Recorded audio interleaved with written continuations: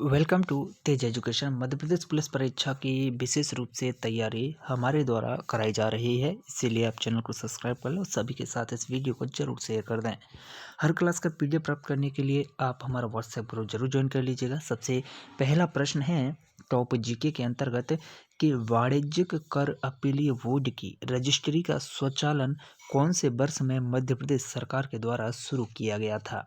बहुत ही अच्छा प्रश्न है, शानदार प्रश्न है। तो हमेशा याद रखिएगा, वाणिज्यिक कर अपीली बोर्ड की रजिस्ट्री का स्वचालन वर्ष 2013 में मध्य प्रदेश सरकार के द्वारा शुरू किया गया था। ओके, कब? वर्ष 2013 में। प्रश्न है कि एमपी राज्य में पर्यटकों की रुचि वाले शहरों में आसान पहुंच सेवाएं कौन सी वायु सेवा के द्वारा प्रदान की जाती हैं? क्या वेंचुरा एयर कनेक्ट वायु सेवा के द्वारा, या फिर इंडियन एयरलाइंस के द्वारा, या फिर जेट लाइट के द्वारा, या फिर जेट एयरवेज के द्वारा? कौन सी वायु सेवा की ऐसी कंपनी है जिसके द्वारा पर्यटकों की रुचि वाले शहरों में वायु सेवाएं प्रदान की जाती हैं? इसका सही जवाब विकल्प ए, वेंचुरा एयर कनेक्ट। ओके, विकल्प ए इसका सही जवाब है कि वेंचुरा एयर कनेक्ट के द्वारा यह सेवाएं पर्यटकों को उपलब्ध कराई जाती हैं। प्रश्न कि भारत का पहला परमाणु रिएक्टर कौन सा कहलाया? तो हमें याद रखिएगा, भारत का पहला परमाणु रिएक्टर न तो ध्रुव कहलाया, ना ही जेरलेना, ना ही कामिनी, बल्कि अप्सरा कहलाया। ओके, विकल्प डी इसका सही जवाब है। प्रश्न है कि भवानी प्रसाद मिश्र मध्य प्रदेश से एक क्या थे? भवानी प्रसाद मिश्र एक पेंटर थे, या फिर एक साहित्यकार, या सितार वादक, या फिर एक उत्कृष्ट गीतकार थे? तो हमेशा याद रखिएगा, भवानी प्रसाद मिश्र एक साहित्यकार थे। ओके, विकल्प सी इसका सही जवाब है। अगर भवानी प्रसाद मिश्र की कुछ प्रमुख रचनाओं की अगर हम बात करें कि इनकी प्रमुख रचनाएं कौन कौन सी है, तो वह इनकी प्रमुख रचनाओं में शामिल है फरोश, चकित है दुख, गांधी पंचसती, बुनी हुई रस्सी, खुशबू के शिलालेख, ये सभी भवानी प्रसाद मिश्र की रचनाएं हैं। अब बात करें इनका जन्म कहाँ हुआ था, तो हमें याद रखें, इनका जन्म जो है वह होशंगाबाद में हुआ। अगला प्रश्न है, मध्य प्रदेश के किस क्षेत्र में फाग का लोक गायन प्रचलित है? वेरी वेरी इंपॉर्टेंट है, 5 स्टार आपको लगाना है। एमपीजीके के अंतर्गत ये प्रश्न आ गया। तो वही फाग का लोक गायन चंबल में, मालवा में, बघेलखंड या निमाड़ में से कहाँ प्रचलित है? तो हमें इसे याद रखिएगा, फाग प्रचलित है बघेलखंड में। कहाँ पर? बघेलखंड में। अगला प्रश्न है, किस वर्ष में राजीव गांधी खेल रत्न पुरस्कार स्थापित किया गया था?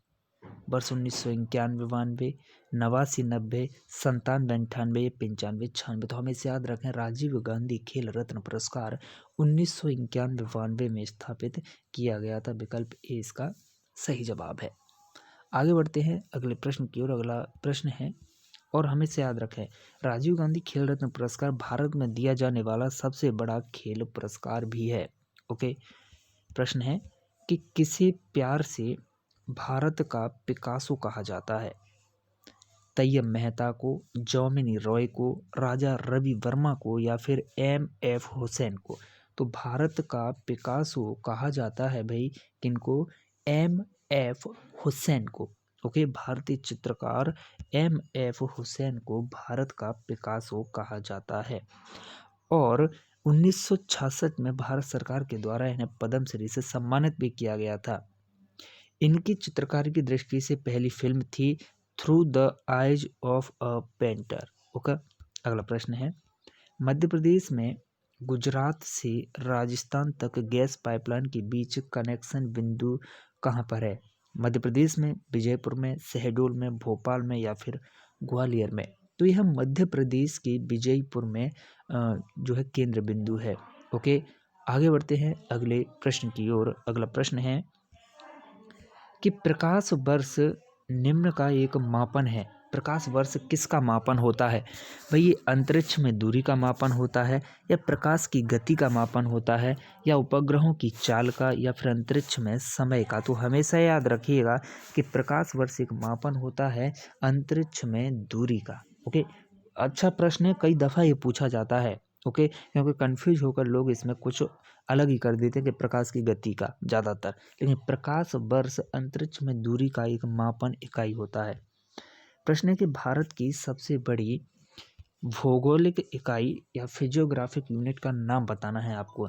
तो भाई भारत की सबसे बड़ी भौगोलिक इकाई का नाम है प्रायद्वीपीय पठार। ओके, विकल्प बी इसका सही जवाब है। ओके, विकल्प बी इसका सही जवाब है। आगे बढ़ते हैं। अगला प्रश्न है आपकी स्क्रीन पर कि डॉक्टर भगवत दयाल शर्मा ने मध्य प्रदेश के राज्यपाल के रूप में कितनी बार कार्यभार संभाला है। बहुत ही अच्छा प्रश्न है, तो हमेशा याद रखिएगा, डॉक्टर भगवत दयाल शर्मा ने मध्य प्रदेश के राज्यपाल के रूप में कार्यभार संभाला है कुल 1 बार। ओके, विकल्प ए इसका सही जवाब है।